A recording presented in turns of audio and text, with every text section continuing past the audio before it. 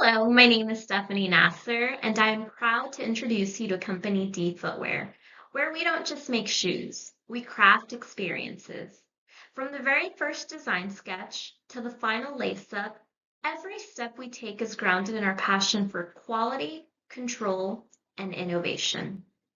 At Company D Footwear, we believe that great footwear doesn't just support your journey, it elevates it. And that's why we live by our motto, Step into Excellence. Starting off with the Ansoff matrix, to drive market penetration, we ramped up advertising and online marketing to boost visibility in our current markets.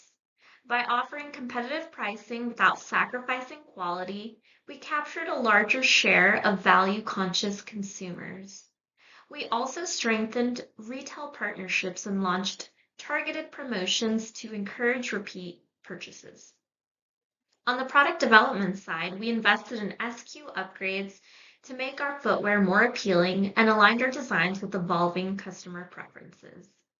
Innovation was key, but we made sure to balance it with the durability, maintaining the performance, and reliability our brand is known for. Using the value chain analysis, we focused on strengthening the customer experience from start to finish. Reliable delivery became a top priority, helping boost satisfaction and trust. We actively monitored warranty claims and feedback, using those insights to guide meaningful product improvements. Post-sale support and consistent quality assurance played a key role in reinforcing brand loyalty. On the operations side, we upgraded our production facility to improve efficiency and lower unit costs. Material sourcing was optimized to maintain premium quality while managing expenses. By streamlining internal processes, we reduced lead times and increased output consistency, keeping us agile, efficient, and ready to meet demand. Hi, I'm John Cockrell, and I'll be going over the growth and the performance consistency of our company. Sustained financial growth was achieved year over year with steady increases in net revenue and net profit. Our net revenue was a little over $432 million in our first year. In the year 20, it was a little over 830 million, with a net profit of just north of 419 million. We strengthened cash revenues, enabling flexibility for investments and stability. We were able to double our cash reserve from 6 million to almost 13 million. We balanced cost control with strategic spending in operations and marketing. We were able to strategically grow our workforce by 1,000 additional employees. Shareholder confidence. We improved EPS each year, showing growth momentum despite not reaching target. Earnings per share went from $2 in year 10 to $7.08 in year 20. Return on equity trended upward as operational efficiencies improved, and we maintained a consistent A+ credit rating, reflecting financial reliability and trust. Next is reliable brand performance. We sustained a strong image rating when we reached our target and were able to hold it.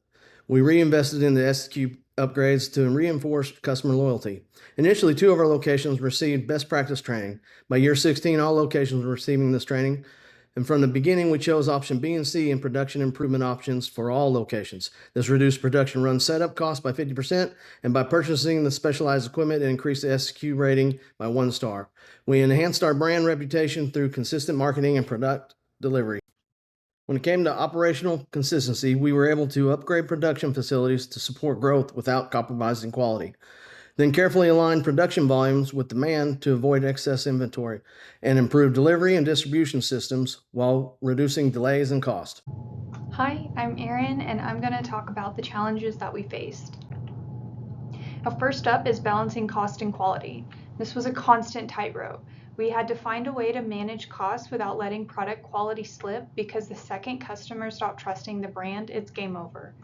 We focused our spending on where it mattered most and cut what didn't move the needle. Not every quarter looked great on paper, but the long game mattered more. Next up is aligning with investor expectations. This was about keeping 2 very different priorities in check: financial targets and customer needs. Investors wanted results like EPS and ROE, But if we ignored the customer experience, we'd lose brand traction. So we focused on operational efficiency and leaned into sales volume to bridge the gap without compromising either side. Next, we had to manage our cash flow and inventory. And inventory is tricky. Too much and we're bleeding cash, too little and we can't meet demand. We stayed on top of it by tracking turnover closely, planning upgrades in phases, and tightening the handoff between production and delivery. It wasn't perfect, but we stayed ahead of the worst case scenarios. Now, our last significant challenge was competitive positioning. The competition didn't slow down just because we were fixing things internally. We were constantly dealing with pricing pressure and marketing, such as battling for celebrity endorsements.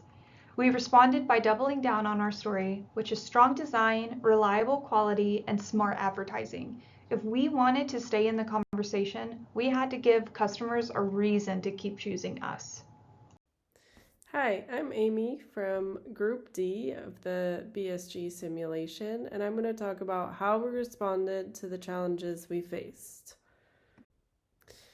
To address the challenge of balancing cost and quality, we tried to prioritize key style and quality upgrades that would offer our customers the most impact for their budget. We also tried to reduce unnecessary spending in lower impact areas. And we used efficient production planning to keep unit costs down, but while also still trying to improve product performance. Another challenge we face that I'm sure many other businesses could sympathize with is aligning with investor expectations. Our investors had expectations around earnings per share, image ratings, credit ratings, and a few other metrics. So we try to focus on improving earnings per share and return on equity by increasing our operational efficiency and our sales volume. We also try to reduce spending in underperforming regions to buffer up our profitability.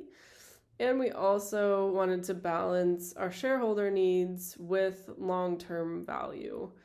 So we didn't want to focus only on short-term gains, but also the long-term sustainability of the business.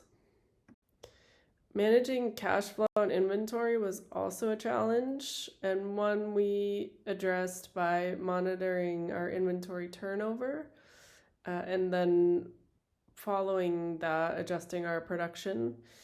We also did phased upgrades and investments to avoid spending a lot of our cash in a short period of time. We also tried to synchronize and get synergies between our production and delivery teams in order to meet demand on time. And our last challenge was to stay competitively positioned in the market. So what we did to address this was adjusting our prices and marketing spend so we could remain competitive against aggressive competitor moves. We also wanted to protect our brand. So we did that by investing in advertising and getting celebrities to endorse our product. And we wanted to differentiate ourselves through having a quality product with a high level of design and not a race to the bottom in pricing. Hi, my name is Maggie Glory, and I'm going to be talking about our team's strategic achievements. We exceeded our brand image goals, achieved and sustained an image rating of 85, surpassing the target of 80. We also reinforced brand identity through high quality products and strategic endorsements. We created everlasting customer impressions with our global messaging and design upgrades. When it came to our market share, we expanded market share while maintaining our quality. We gained competitive advantages in key regions through aggressive marketing and pricing strategies. We also maintained style and quality ratings to differentiate from our lower cost competitors, and we wanted to avoid overextension by scaling production sales efforts and aligning with the demand. We had consistent financial growth, achieved year after year increases in revenue and profit all across periods. We balanced reinvestment with profitability. We supported both growth and financial health, and we met the investors' expectations and succeeded them all together, especially our credit rating and our margin sustainability. Hi, I'm Jacob Stapleton, and I will be talking about our lessons learned throughout this exercise. We found that strategic flexibility throughout this exercise was important. Although we had a mission and a goal in mind, it was important to operationally adjust how we reacted to that on a year-over-year basis based on how the market and industry was moving year over year.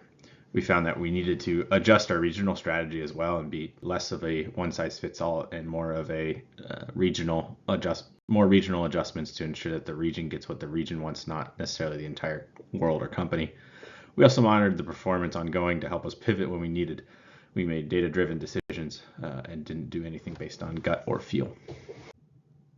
We started this exercise with the goal of having really high quality and passing that on to our customers, and that really helped build a brand of trust.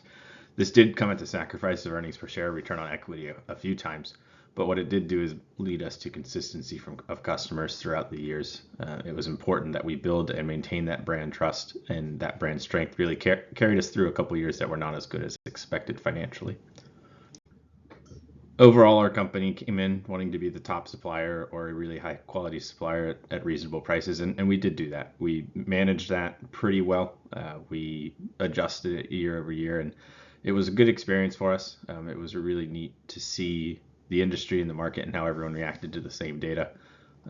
Of course, there are things that we would have changed if we had the time to do it again, but overall, we thought that our performance was pretty strong.